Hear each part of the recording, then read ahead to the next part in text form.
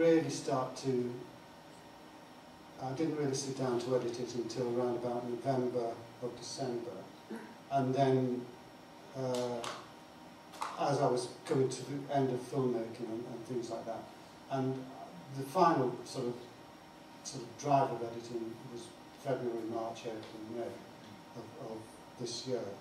And at that point I would get friends of mine who were documentary filmmakers in and say, what do you think of this? And you know, that's why they've got the thanks in there, because they had to sit through, you know, endless hours of, you know, because you know, the thing is that you get locked into thinking how wonderful all this is. And I mean, I'm looking at it now, I think some of the sequences are far too long. That's maybe because I've seen it so many times now, but there was, you know, but you just fall in love with certain things, and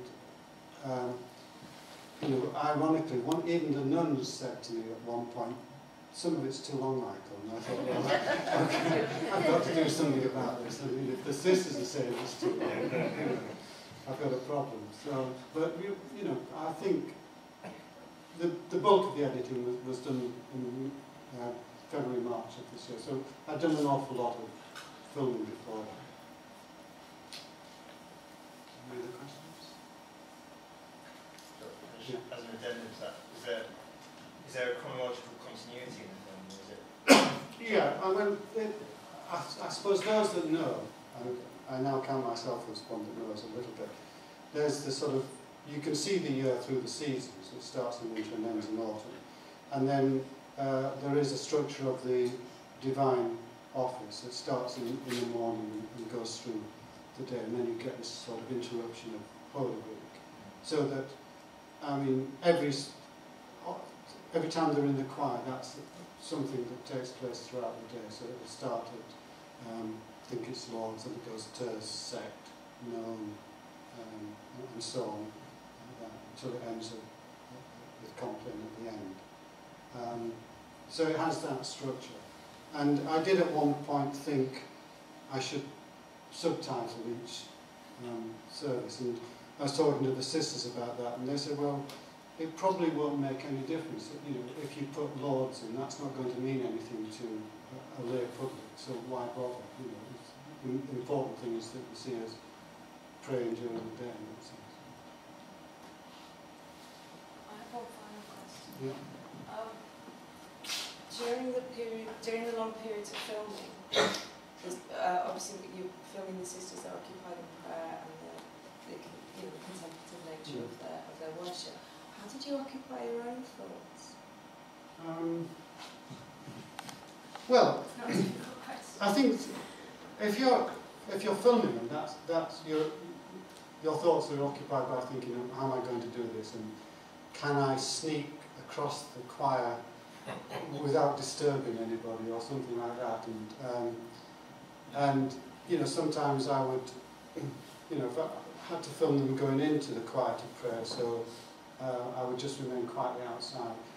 At first it was very difficult, because the life I lead is, you know, one of distraction and noise, and you know, there's always something going on. So that suddenly to be confronted with this silence and contemplation was quite difficult. And one of the things I did really out of respect for them is that even if I was maybe filming something, say, 4 o'clock in the afternoon, I would always go into the monastery first thing in the morning, and I would always leave last thing at night. So I would lead the same life that they did whilst I was filming, even if there was only something I wanted to film for 15 minutes at 5 o'clock or something like that. And what the sisters said to me was that they invited me to come into the choir when they prayed, which was great, because it meant that I could join them, I could live the similar kind of life to them, even if I wasn't filming.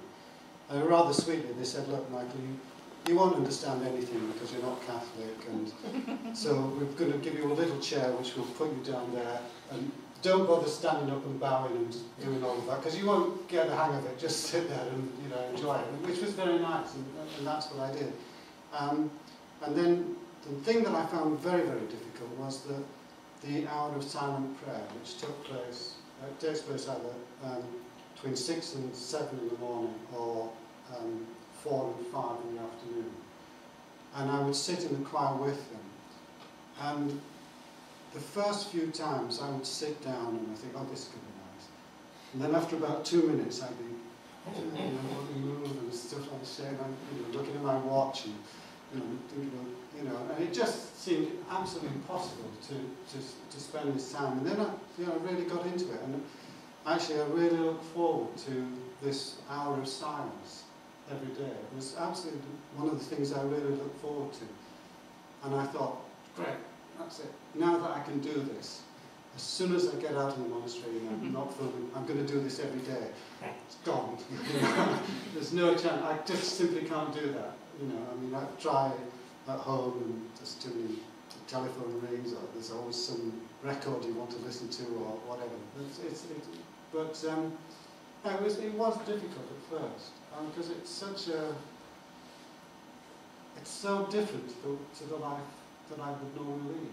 And but having been part of it for that amount of time, I thought they were absolutely wonderful. Do you still drop in and see them? Drop in and see them is not quite what you can do, actually. But you can, the public can go to the church and